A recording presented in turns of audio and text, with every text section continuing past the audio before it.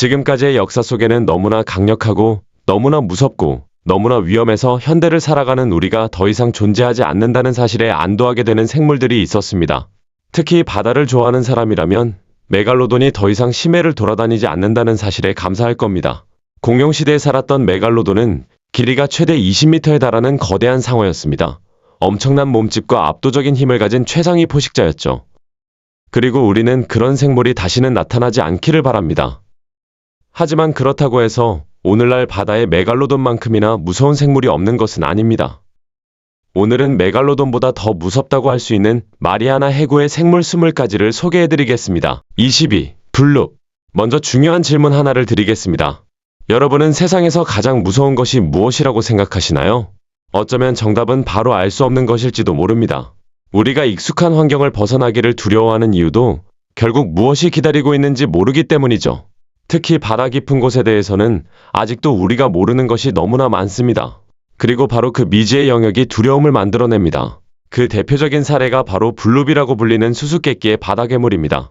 블룹의 존재는 과학자들이 포착한 정체불명의 소리 때문에 제기되었습니다.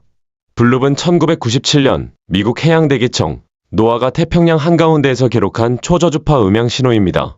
일부 사람들은 이것이 알려지지 않은 거대한 해양 생물이 내는 소리라고 주장합니다.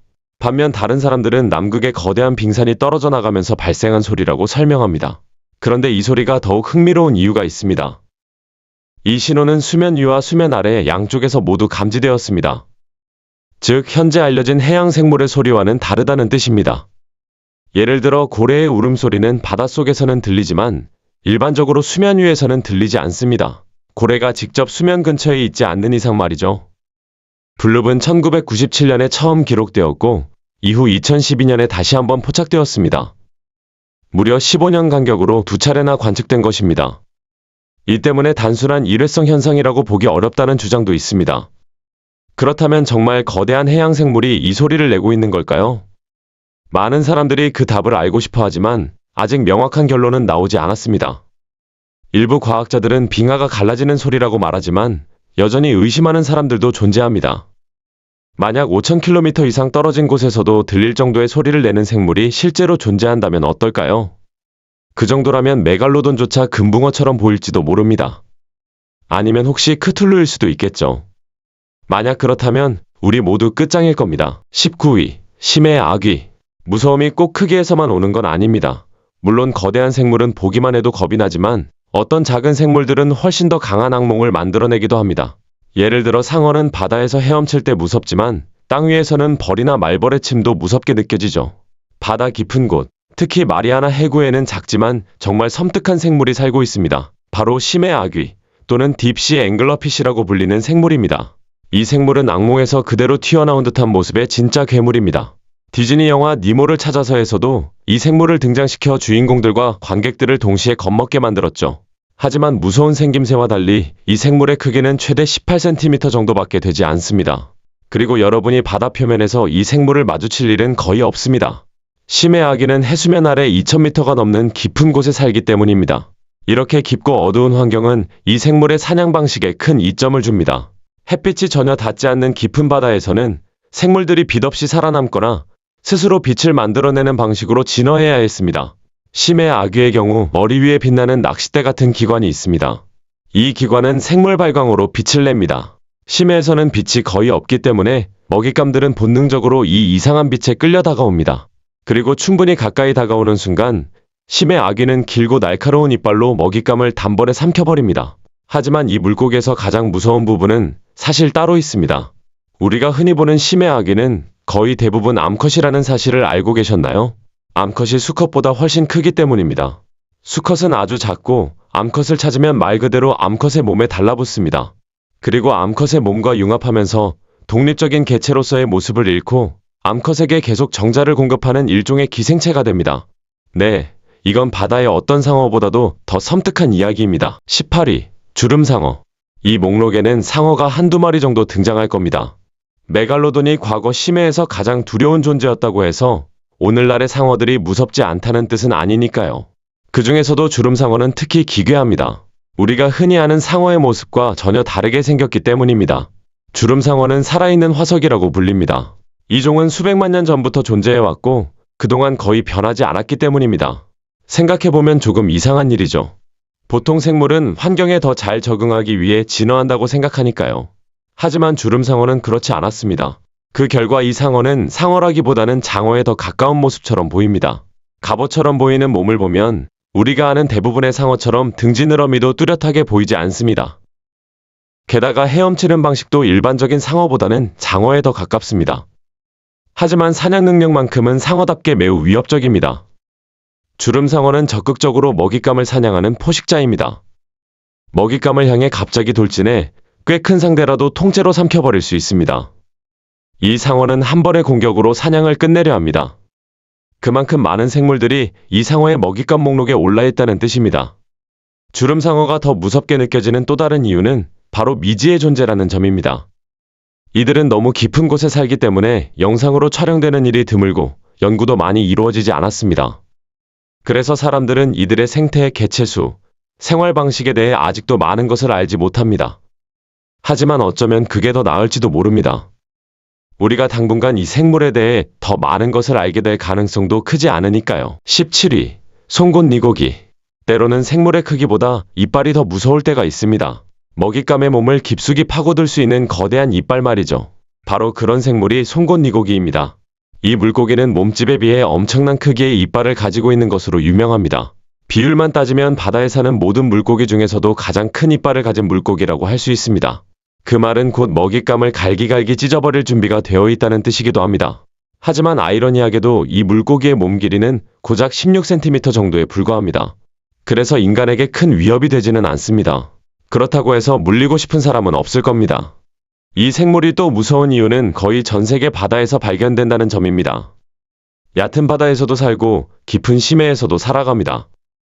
환경에 따라 해수면 아래 200m부터 5000m가 넘는 심해까지 다양한 깊이에서 발견됩니다. 정말 놀라운 적응력이라고 할 수 있겠죠. 16위. 대왕오징어. 심해에는 수세기 동안 인간을 두렵게 만든 괴물들이 존재합니다. 그리고 그중 가장 유명한 생물 중 하나가 바로 대왕오징어입니다. 이 생물이 무서운 가장 큰 이유는 역시 압도적인 크기입니다. 대왕오징어는 최소 13m 이상까지 자랍니다. 제가 최소라고 말한 이유는 현재 과학적으로 확인된 최대 크기가 그 정도이기 때문입니다. 하지만 많은 사람들은 실제로는 그보다 훨씬 더 크게 자랄 수 있다고 생각합니다. 문제는 이들이 너무 깊은 바다에 살기 때문에 살아있는 상태로 관찰하기가 매우 어렵다는 것입니다.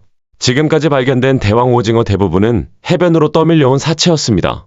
그리고 그것만으로도 사람들을 공포에 떨게 만들기에 충분했죠. 하지만 이들의 사냥 방식을 알게 되면 더욱 소름이 돋습니다. 대왕오징어는 무려 10m 떨어진 거리의 먹잇감도 붙잡을 수 있습니다. 길게 뻗은 두 개의 촉수를 순간적으로 발사하기 때문입니다. 이 촉수에는 강력한 혓반이 달려 있으며 혓반 가장자리에는 상어 이빨처럼 날카로운 돌기가 나 있습니다. 이 긴 촉수만 해도 전체 몸 길이의 절반 이상을 차지합니다. 먹잇감을 붙잡으면 천천히 자신 쪽으로 끌어당기고 결국 거대한 부리 앞으로 가져갑니다. 그리고 그곳에서 먹잇감의 최후가 결정됩니다. 솔직히 말해서 여러분이 대왕오징어의 부리를 직접 볼 수 있을 정도로 가까이 있다면 이미 상당히 위험한 상황에 처해 있는 것일지도 모릅니다. 더 무서운 것은 이 생물이 수많은 전설의 원형이 되었다는 사실입니다. 바로 크라켄입니다. 전설 속에서 크라켄은 바다 깊은 곳에서 나타나 거대한 배를 침몰시키는 괴물로 묘사됩니다. 현실적으로 대왕오징어가 금속으로 된 대형 선박을 침몰시키기는 어렵겠지만 작은 배 정도는 뒤집을 수도 있을 겁니다.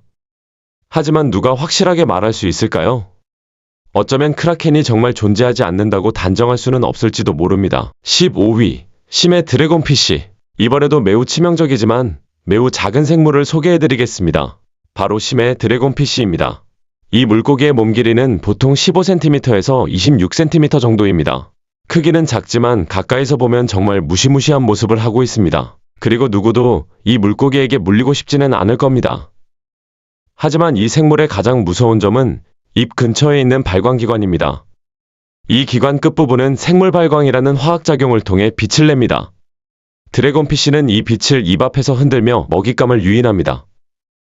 그리고 불운한 생물이 가까이 다가오는 순간 공격이 시작됩니다. 먹잇감은 순식간에 잡아먹히고 말죠. 심해 아기와 마찬가지로 드래곤피쉬 역시 빛과 어둠을 이용해 먹잇감을 유인합니다.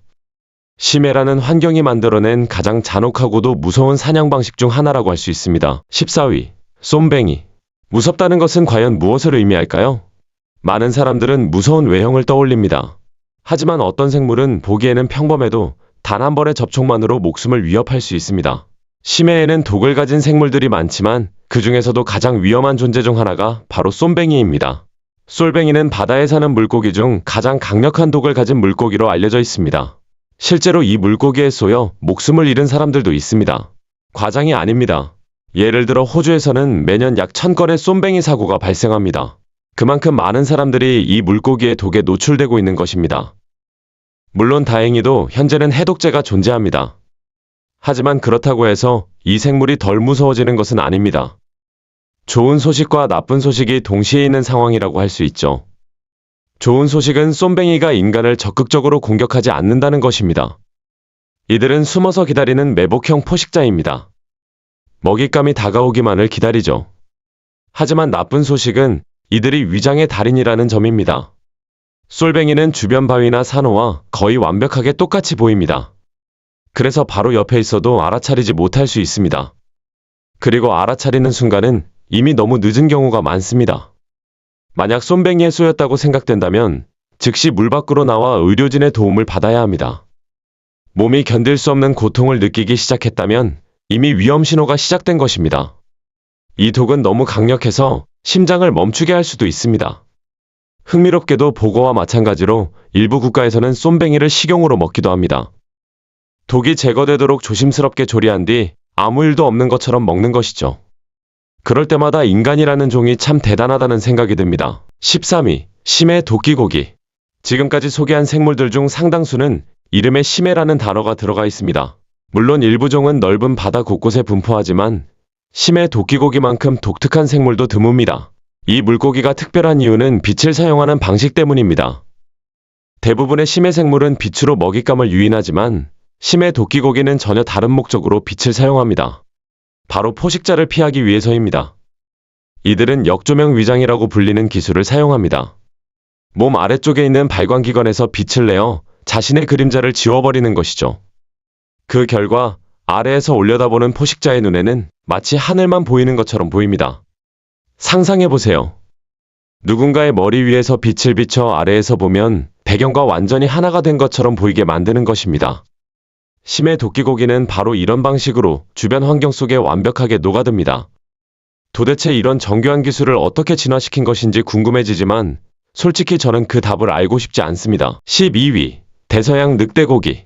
대서양 늑대고기는 이름 그대로 늑대를 떠올리게 만드는 물고기입니다.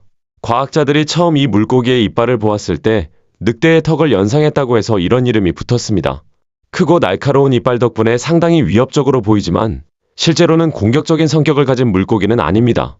주로 성게, 게, 조개류, 대형 바다 달팽이처럼 움직임이 느리거나 거의 움직이지 않는 생물을 먹고 살아갑니다. 그렇다면 이 물고기가 무서운 이유는 무엇일까요? 바로 극한 환경에서도 살아남는 능력 때문입니다. 대서양 늑대고기는 섭씨 영도에 가까운 차가운 바다에서도 생존할 수 있습니다. 그 비결은 혈액 속에 있습니다. 이 물고기의 혈액에는 말 그대로 천연부동액 역할을 하는 성분이 들어있습니다. 덕분에 몸이 얼어붙지 않는 것이죠. 사실 북극과 남극 주변의 여러 어류들도 비슷한 적응 능력을 가지고 있습니다. 하지만 생각해보면 정말 놀라운 일입니다. 보통이라면 즉시 얼어 죽을 것 같은 환경에서도 살아갈 수 있도록 진화한 것이니까요. 11위. 배럴아이 피쉬. 앞서 말씀드렸듯이 무섭다는 기준은 여러 가지가 있습니다. 어떤 생물은 위험해서 무섭고 어떤 생물은 너무 이상하게 생겨서 무섭습니다. 배럴아이 피쉬는 후자에 해당합니다. 이 물고기의 진화는 다른 어떤 물고기보다도 기괴하게 느껴집니다. 특히 머리를 보면 그 이유를 바로 알 수 있습니다. 배럴아이 피쉬의 머리 윗부분은 투명합니다. 말 그대로 머리 안이 들여다보이는 구조인 것이죠. 그리고 이 투명한 머리 안에는 눈이 들어 있습니다. 이 물고기의 눈은 대부분 위쪽을 향하고 있습니다. 위에서 지나가는 먹잇감이나 포식자의 그림자를 감지하기 위해서입니다. 필요할 경우에는 눈을 정면으로 돌릴 수도 있습니다. 그 모습은 정말 기묘하고도 섬뜩합니다. 이 물고기를 보면 누구나 같은 생각을 하게 됩니다. 도대체 어떻게 이런 모습으로 진화한 걸까? 안타깝게도 아직 정확한 답은 없습니다. 하지만 한 가지는 분명합니다. 이 독특한 구조 덕분에 이 물고기는 지금까지 살아남을 수 있었다는 것입니다. 12. 고블린 상어. 이제 다시 상어의 세계로 돌아가 보겠습니다. 그리고 이번에는 정말 악몽 같은 상어를 만나게 될 겁니다.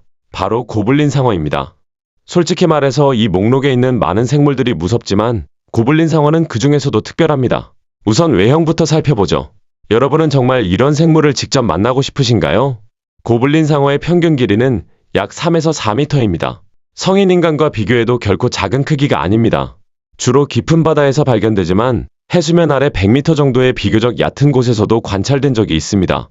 그런데 이 상어가 메갈로돈보다 더 무섭게 느껴지는 이유는 따로 있습니다. 바로 먹이를 잡는 방식입니다. 일반적인 상어는 먹잇감을 발견하면 그대로 물어뜯습니다. 하지만 고블린 상어는 다릅니다. 먹잇감을 발견하는 순간 턱 전체를 몸 밖으로 발사하듯 앞으로 튀어나오게 만듭니다. 마치 외계 생명체 영화에 등장하는 제노모프를 보는 것 같은 모습이죠. 정말 소름 끼치는 장면입니다. 이런 사냥 방식을 보면 자연스럽게 궁금해집니다. 도대체 바다에는 또 어떤 괴물 같은 능력을 가진 생물들이 숨어 있을까? 심지어 메갈로돈조차 이런 방식으로 사냥할 필요는 없었습니다. 그저 눈앞에 모든 것을 물어뜯으면 되었으니까요. 먹이를 잡기 위해 외계인처럼 턱을 발사해야 한다면 그건 정말 무서운 생물이라고 할 수 있습니다. 9위. 펠리컨 장어. 처음 보면 펠리컨 장어는 그렇게 인상적이지 않습니다. 평범한 장어처럼 보이고 길이도 최대 1m 정도에 불과합니다. 특별히 눈에 띄는 특징도 없어 보입니다. 하지만 입을 보는 순간 생각이 완전히 달라집니다. 이 물고기의 이름이 왜 펠리컨 장어인지 바로 이해하게 되죠. 사냥할 때 펠리컨 장어는 자신의 입을 상상 이상으로 크게 벌립니다. 그 크기는 정말 믿기 어려울 정도입니다.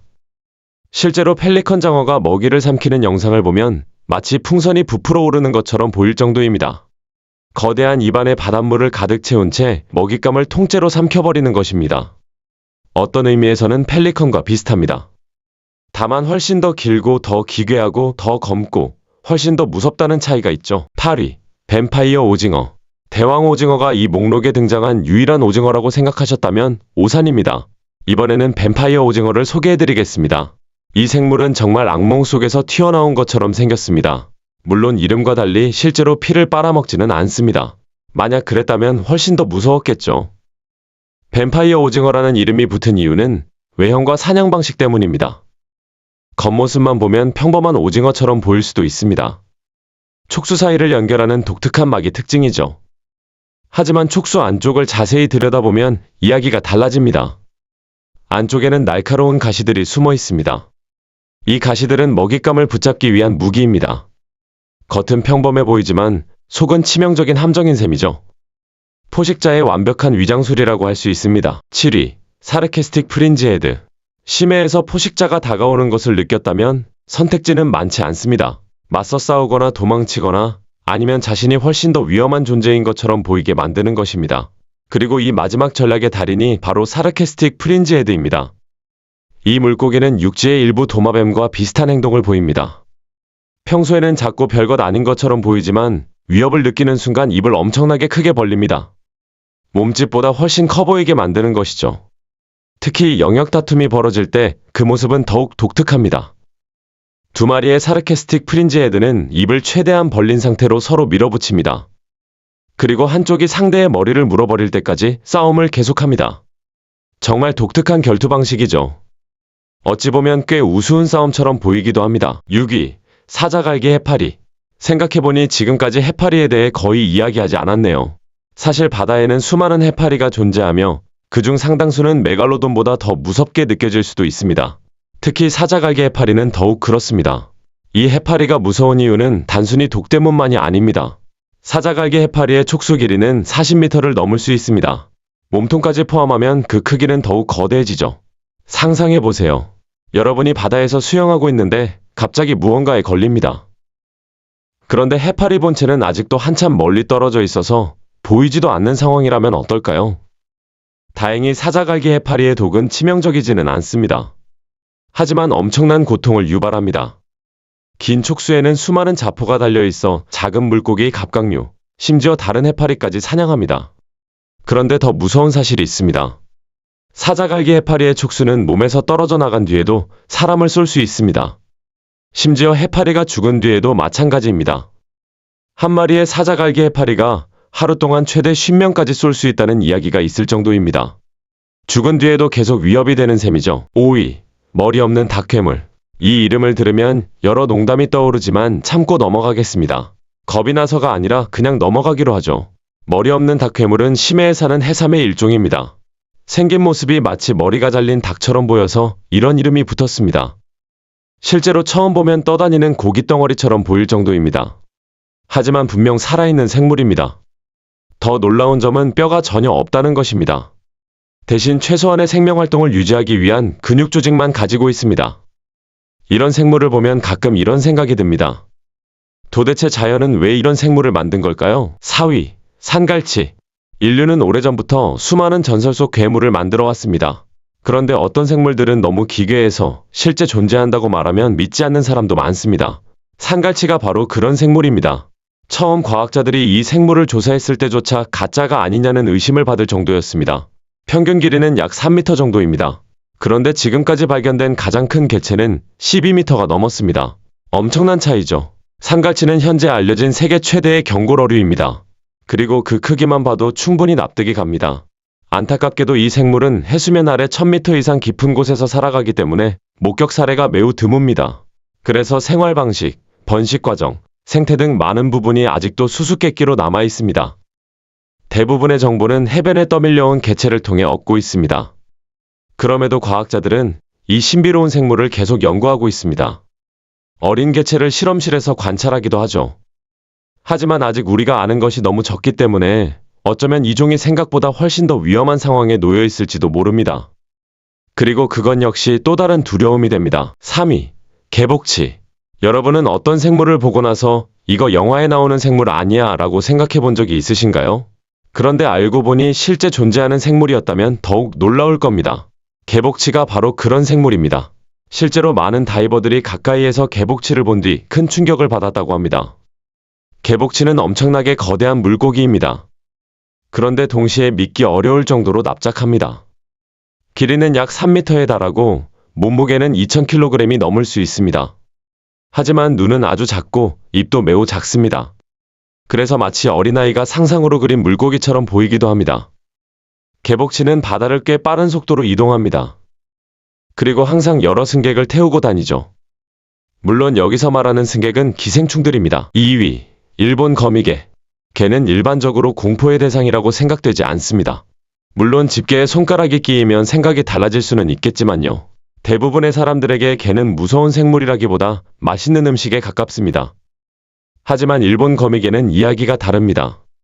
이 개는 알려진 대부분의 개보다 훨씬 거대합니다. 집게 끝에서 반대쪽 집게 끝까지의 길이가 최대 4m에 달할 수 있습니다. 압도적인 크기죠. 일본 연안에서 처음 이 개를 잡은 어부는 그 거대한 모습에 놀라 크랩질라라는 별명을 붙였다고 합니다. 비록 마리아나 해구까지 내려가지는 않지만 수심 550m 이내에서 살아갑니다. 심지어 비교적 얕은 곳에서도 발견될 수 있기 때문에 일본에서는 종종 관찰됩니다.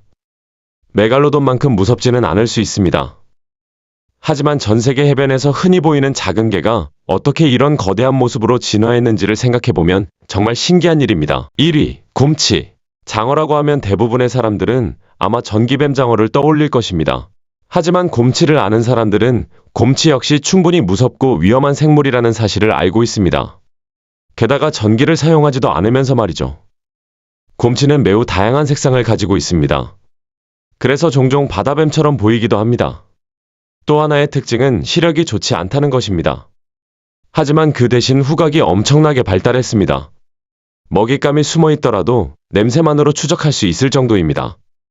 만약 곰치가 여러분의 냄새를 맡았다면 쉽게 따돌리기는 어려울 것입니다. 그런데 곰치의 사냥 능력은 단순히 냄새를 맡는 수준에서 끝나지 않습니다. 보통 곰치는 단독 생활을 하는 생물입니다. 하지만 놀랍게도 종종 그루퍼와 함께 협력 사냥을 합니다. 과학자들조차 두 종이 어떻게 협력 관계를 형성하는지 정확히 알지 못합니다. 다만 모든 과정은 고개를 끄덕이는 신호에서 시작되는 것으로 보입니다. 이후 두 생물은 힘을 합쳐 먹잇감을 좁은 공간으로 몰아넣습니다. 서로 다른 종이 협력해서 사냥하는 것은 동물계에서도 매우 드문 행동입니다. 이상으로 마리아나 해구와 심해의 세계, 그리고 메갈로돈보다 더 무섭다고 할 수 있는 생물들을 살펴봤습니다. 여러분은 어떻게 생각하시나요? 이 생물들 중 실제로 메갈로돈에 버금가는 공포를 준다고 생각하는 생물이 있었나요? 혹은 이 목록에 없는 또 다른 무시무시한 해양 생물을 알고 계신가요? 댓글로 여러분의 생각을 남겨주세요.